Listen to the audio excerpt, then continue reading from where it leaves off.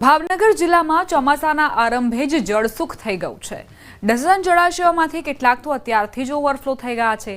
હાલમાં બગડ, Rojki dam overflow છે, તો શેત્રુંજી અને રંઘોડા ડેમ છલક સપાટીએ છે। ભાવનગર જિલ્લામાં 12 મોટી સિંચાઈ યોજનાઓ આવેલી છે, જેમાં સૌરાષ્ટ્રની ભાવનગર જિલ્લાના પાલિતાણા ખાતે આવેલી સૌની મોટી યોજના શેત્રુંજી ડેમ છે।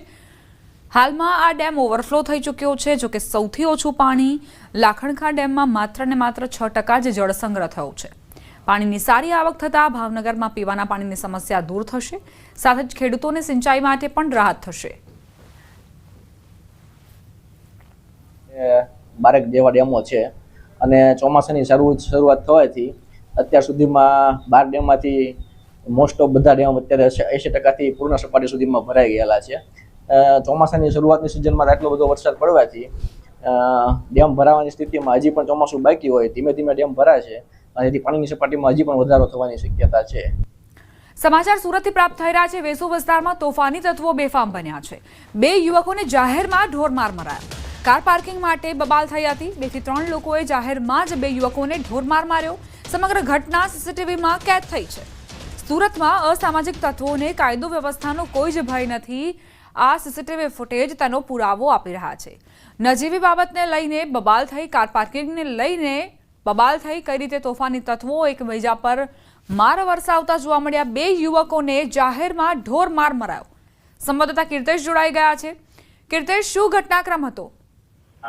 બિલકુલ, સુરતના વેસુ વિસ્તારની ઘટના છે। ત્યાં ગાડી પાર્કિંગ જેવી સામાન્ય બાબતે 3 જેટલા યુવાનો દ્વારા 2 યુવકોને જાહેરમાં ઢોરમાર મારવામાં આવ્યા હતા। સમગ્ર ઘટના સીસીટીવીમાં કેદ થવા પામી હતી। જોકે સીસીટીવી વાયરલ થતાની સાથે જ પોલીસે આ મામલે ગુનો દાખલ કરી તપાસ શરૂ કરી છે। પણ સૌથી મહત્વની વાત છે, જાણે સુરતમાં કાયદાનો ડર લોકોને રહ્યો નથી તેવું લાગી રહ્યું છે, કારણ કે સામાન્ય બાબતે ગમે તે વ્યક્તિ પર હુમલો અથવા તેમને માર મારવાની ઘટનાને અંજામ આપતા હોય છે। ખાસ કરીને જોતા નથી કે નજીકમાં રહેલા સીસીટીવીમાં તેઓ કેદ થઈ જતા હોય છે, ત્યારે આવી જ ઘટના સામે આવી છે અને પોલીસે હવે કાર્યવાહી શરૂ કરી છે। આભાર કીર્તેશ, જાણકારી આપવા માટે। અંધશ્રદ્ધાના દૂષણ સામે આંખ ઉઘાડતો એક કિસ્સો સામે આવ્યો છે। આ કિસ્સો દરેક માટે દાખલારૂપ બન્યો છે। ધૂણતા ભુવાના કહેવાથી એક વ્યક્તિને 11 લાખ ગુમાવવાનો વારો આવ્યો। ભુવાએ કહ્યું, 11 લાખ રૂપિયાનું ધૂપ કરો અને 2 કરોડ રૂપિયાનો વરસાદ થશે।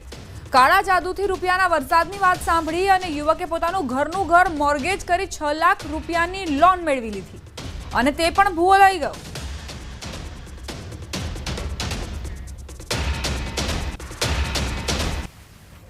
અલ્પેશ ઠાકોર પર 11 લાખ રૂપિયા માંગતો હતો, એમાં મેં ફરિયાદ દાખલ કરી। એ ભુવાજીનું ડબલ કરવાનું કીધું। એટલે સાહેબ, અમારી જોડે એક ફ્રોડ થયું બહુ મોટું, જેથી કે એક વડાલીની વતની છું અને આ બાજુમાં વેરાબર જોડે એક રાવલ ગામ છે, એમાં અલ્પેશજી ઠાકોર એક મહાકાળીમાંના ભૂ હતા અને અમે અમારી બેન બીમાર હતી એટલે અમે ત્યાં જતા। પછી અમને વાત કરી કે તમે આટલા આપશો તો અમે તમને આટલા પૈસાનો વરસાદ કરી આપશું। એમને પેલા બધું પૂછીને મને થોડુંક ડેમો બતાવ્યો પૈસાનો, એટલે પેલા જુલડી જેવું હતું, માટકી જેવું, એમને મને 500 નોટો કાઢીને મને ડેમો બતાવી પેલા। પછી અમે આમાં તે વાત સાચી છે કે અમે થોડા લાલચમાં આવ્યા હતા સાહેબ। થોડા પૈસાની સગવડ કરો, હું પૈસાનો વરસાદ કરું છું અને તમને કરી આપીશ। 1 કરોડના તમને 10 લાખના 2 કરોડ કરી આલું છું, એમ મને બહુ અગાડી બહુ લાલચ આપી દીધી। એ ત્યાં એના ખેતરની બાજુમાં સ્મશાન છે, ત્યાં આગળ કરતું હતું। વાત સાબરકાંઠાના ઈડરના માઢવા ગામની છે, જ્યાં કાળા જાદુ વડે પૈસાનો વરસાદ કરવાનું કહી ભુવાએ છેતરપિંડી કરી। હિંમતનગરના પાણપુર ગામના તોફિક સાપોલિયા નામના વ્યક્તિએ કરોડપતિ થવાની લાલચે 11 લાખ ગુમાવ્યા। અલ્પેશ ઠાકોર નામના ભુવાજી 11 લાખ લઈ છેતરપિંડી આચરી। કાળા જાદુથી પૈસાનો વરસાદ કરવાની જાળ રચનારા ભુવા સામે ફરિયાદ નોંધાઈ। પોલીસે ભુવા સામે છેતરપિંડીની ફરિયાદ નોંધી ધરપકડ કરવા કાર્યવાહી હાથ ધરી છે।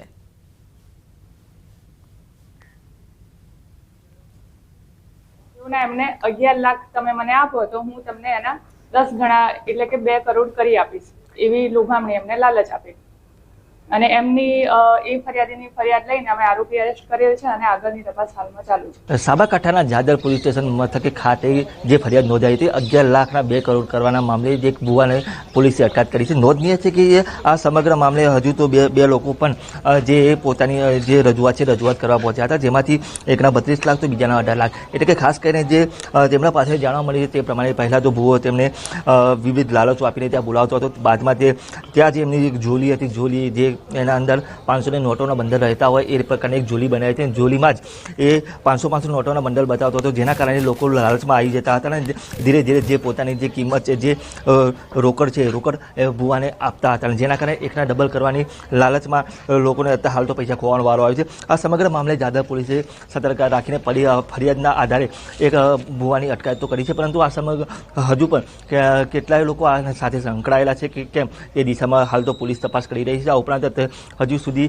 એક ફરિયાદી બાદ અન્ય 2 લોકો પણ આવ્યા છે. આ ઉપરાંત હજુ પણ કેટલા લોકો આ જે ભુવાનો છેતરપિંડીનો ભોગ બન્યા છે તે દિશામાં પણ પોલીસે તપાસ હાથ ધરી છે અને જેટલા લોકો ભોગ બન્યા હોય તે તમામને જે અત્યારે હાલ તો જે ફરિયાદી પોલીસ સ્ટેશન ખાતે પહોંચી રહ્યા છે અને પોતાની જે આપવીતી કે કઈ રીતે જે પૈસા આપ્યા હતા અને એકના ડબલની લાલચમાં કઈ રીતે પૈસા ખોવાનો વારો આવ્યો એ પણ જણાવી રહ્યા છે. અને હાલ તો સમગ્ર મામલે જાદર પોલીસે આરોપીની અટકાયત કરી વધુ પૂછપરછ કરી રહી છે.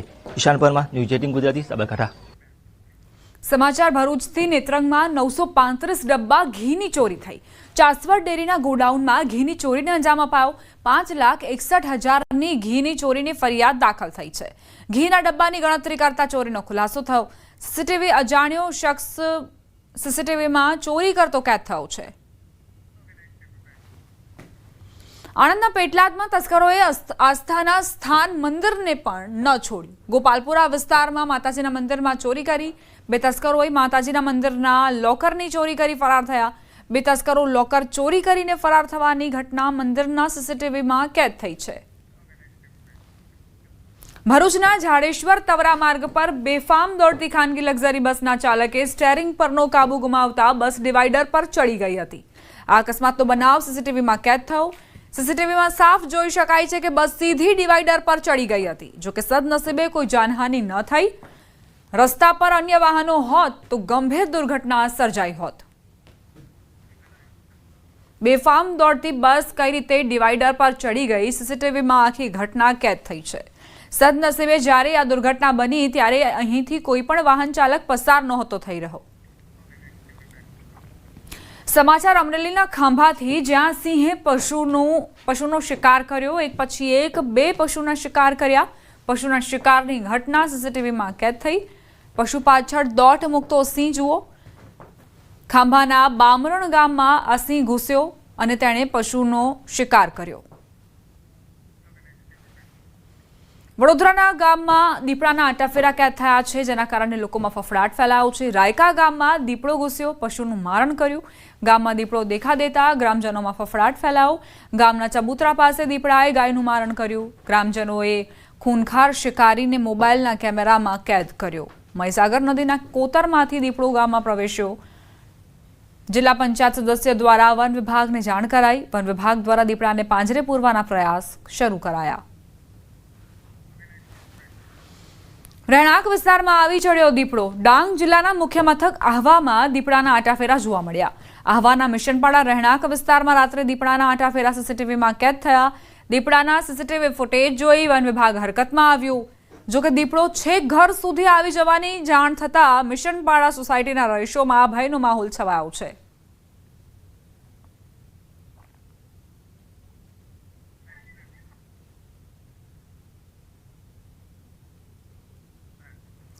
માનવ વસ્તી પાસે ખૂનખાર દીપડાના આટાફેરા માટે મૂકેલા એક પાંજરામાં 3 દીપડા કેદ થયા.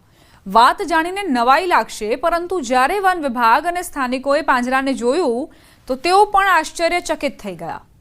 વાત છે ગીર સોમનાથના સૂત્રાપાડાના ભવાટીબી ગામની, જ્યાં એક પાંજરામાં 3 ખૂનખાર દીપડા કેદ થયા. આ વિસ્તારમાં છેલ્લા ઘણા સમયથી દીપડાઓની રંજાડ હતી, જે બાદ વન વિભાગે દીપડાને પકડવા એક પાંજરું ગોઠવી દીધું. જોકે મોડી રાત્રે એક સાથે 3 દીપડા પાંજરામાં કેદ થતા વન વિભાગ સહિત સૌ કોઈ ચોંકી ઉઠ્યા. એક સાથે 3 દીપડા પાંજરે પૂરવાની વાત વાયુ વેગે ફેલાતા ગ્રામજનો જોવા માટે ઉમટી પડ્યા. જોકે હવે ગીરના ગામોમાં દીપડાઓની આંટાફેરાની ઘટનાઓ સામાન્ય બની ગઈ છે, કારણ કે શ્વાનોની જેમ હવે ગીરના ગામડાઓમાં દીપડાઓ આંટાફેરા મારી રહ્યા છે. પહેલી વખત એક જ પાંજરામાં ત્રણ દીપડા કેદ થતા ભુવા ટીંબી ગામના લોકોએ રાહતનો શ્વાસ લીધો. પરંતુ સવાલ એ પણ છે કે આખરે એક સાથે 3 દીપડા કેવી રીતે પાંજરે પુરાયા? સ્થાનિક સ્વરાજની ચૂંટણીઓ પૈકી તાજેતરમાં સરપંચોની ચૂંટણીઓ યોજાઈ અને તેના પરિણામો પણ આવી ગયા. ત્યારે ગ્રામ વિસ્તારમાં હજુ પણ રાજકીય ઉથલપાથલ જોવા મળી રહી છે, જેના પગલે મહુધા અને કપડવંજ તાલુકાના 200 જેટલા કોંગ્રેસ કાર્યકરોએ પક્ષ સાથે છેડો ફાડી ભાજપનો ભગવો ખેસ ધારણ કરી લીધો. ખેડા જિલ્લા ભાજપ દ્વારા નડિયાદ કમલમ કાર્યાલયમાં સૌને આવકારવામાં આવ્યા હતા. કે જ્યાં હમણાં જ કોંગ્રેસના એક નવા પ્રમુખની જાહેરાત કરવામાં આવી અને એક બાજુ એ જ ગામમાંથી એક મૌધા કે જેને કોંગ્રેસને પોતાનો વર્ષોથી ગઢ ગણતી ત્યાં અમારા સૌ પ્રથમ વખત ઇતિહાસમાં ધારાસભ્ય ભાઈ શ્રી સંજયસિંહ ખૂબ મોટી લીડથી ચૂંટાયા અને એ જ વિસ્તારમાંથી આખું ગામ 4 લક્ઝરી ભરીને ભારતીય જનતા પાર્ટીના મુખ્ય મથક નડિયાદ ખાતે ભારતીય જનતા પાર્ટીમાં જોડાવા આવતા હોય. આ પ્રવાહ ભવિષ્યનો ભારતીય જનતા પાર્ટી માટેનો જે આશા ઉમંગ એક વિશ્વાસ છે એ દ્રશ્ય બતાવે છે. ખૂબ આનંદનો દિવસ કહેવાય કે ખેડા જિલ્લામાં આ રીતે આખું ગામ જોડાયું હશે એવું ગુજરાતનો આ પહેલો કિસ્સો હશે. અંકલેશ્વરની 15 વર્ષીય સ્પેશિયલ ચાઇલ્ડ હુરબાનુ અદલને રેલવે કમ્પ્યુટરાઇઝ્ડ એનાઉન્સમેન્ટની હુબહુ નકલ કરતી જોઈને લોકો આશ્ચર્યચકિત થઈ જાય છે. જન્મથી દ્રષ્ટિહીન હોવા છતાં હુરબાનુએ પોતાની અનોખી પ્રતિભા દ્વારા સાબિત કરી દીધું છે કે જો જુસ્સો હોય તો તે કંઈ પણ શક્ય બની શકે છે. હુરબાનુ MTM ગર્લ્સ હાઈસ્કૂલમાં સામાન્ય બાળકો સાથે ધોરણ 9માં અભ્યાસ કરવા સાથે ભરૂચ સ્પેશિયલ બ્લાઇન્ડ સ્કૂલ પણ જાય છે. અંકલેશ્વર પાલિકા માધ્યમિક શિક્ષણ સમિતિના ચેરમેન વિરલ મકવાણાએ થોડા દિવસ પહેલા પોતાના સોશિયલ મીડિયા એકાઉન્ટ પર હુરબાનુનું રેલવે અનાઉન્સમેન્ટ કરતો વિડીયો અપલોડ કર્યો હતો. ત્યારથી સૌ કોઈ હુરબાનુની પ્રશંસા કરી રહ્યા છે. રેલવેની મુસાફરી દરમિયાન રેલવે અનાઉન્સ સાંભળીને હુરબાનુને અનાઉન્સર બનવાની ઈચ્છા જાગી. હુરબાનુ સાબિત કરે છે કે હિંમત અને સપનાઓ બંને સાથે કોઈ પણ અવરોધ પાર કરી શકાય છે.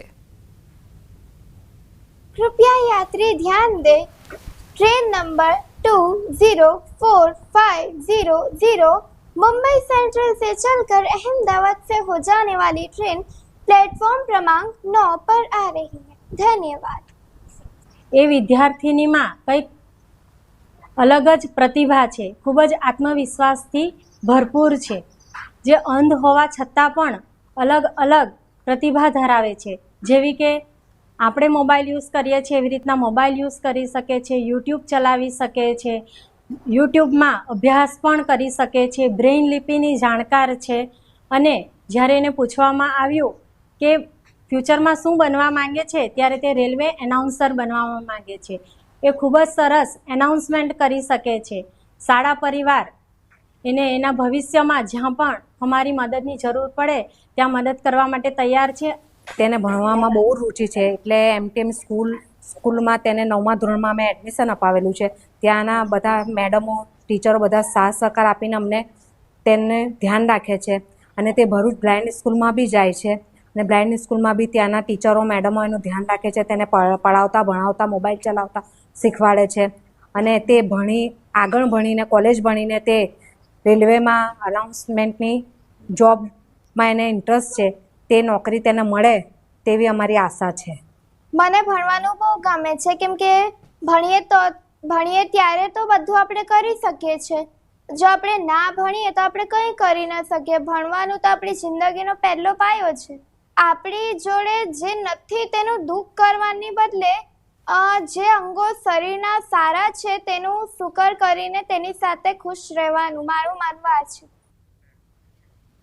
સમાચારોમાં આગળ વધીએ. આવતીકાલથી અમરનાથ યાત્રા શરૂ થવાની છે. યાત્રિકોનો પહેલો જથ્થો પણ પહેલગામ જવા રવાના થઈ ગયો છે. ત્યારે અમદાવાદની સોલા સિવિલ હોસ્પિટલમાંથી 330 લોકોને હેલ્થ સર્ટિફિકેટ આપવામાં આવ્યા. મહત્વનું છે કે અમરનાથ યાત્રાએ જવા માટે મેડિકલ સર્ટિફિકેટ ફરજિયાત છે. બીપી, શ્વાસની બીમારી તેમજ હૃદય સંબંધિત બીમારી ન હોય તેવા લોકોને જ મેડિકલ સર્ટિફિકેટ આપવામાં આવતું હોય છે.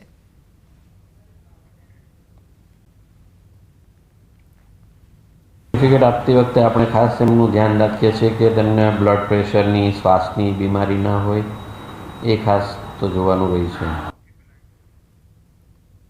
તો અમરનાથ યાત્રાનો પહેલો જથ્થો જે રવાના થઈ ચૂક્યો છે અને બીજી તરફ મેડિકલ સર્ટી માટેના નિયમોને ધ્યાને રાખીને એ તમામ યાત્રિકોએ પોતાના સર્ટિફિકેટ મેળવ્યા. 3 જુલાઈથી અમરનાથ યાત્રાની શરૂઆત થશે, જે 9 ઓગસ્ટ સુધી ચાલશે. ત્યારે યાત્રા માટેનો પ્રથમ જથ્થો રવાના થઈ ચૂક્યો છે. અમરનાથની યાત્રા કરવા ગુજરાતીઓ પણ તૈયાર છે. જ્યારે ગુજરાતીઓ ખુશ થતા હોય છે ત્યારે તેઓ ગરબા થકી પોતાનો આનંદ વ્યક્ત કરતા હોય છે. કંઈક આવા જ દ્રશ્યો પણ જોવા મળ્યા. ગુજરાતીઓમાં બાબા બર્ફાનીના દર્શન કરવા માટે ભારે ઉત્સુકતા જોવા મળી.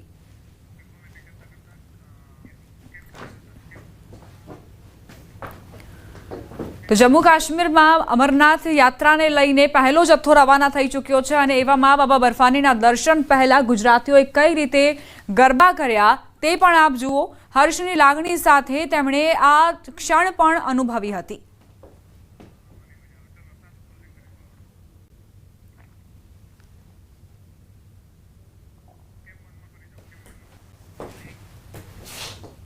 આ સાથે જ બુલેટિનમાં અત્યારે બસ આટલું જ. વધુ અપડેટ્સ માટે આપ જોતા રહો News 18 ગુજરાતી.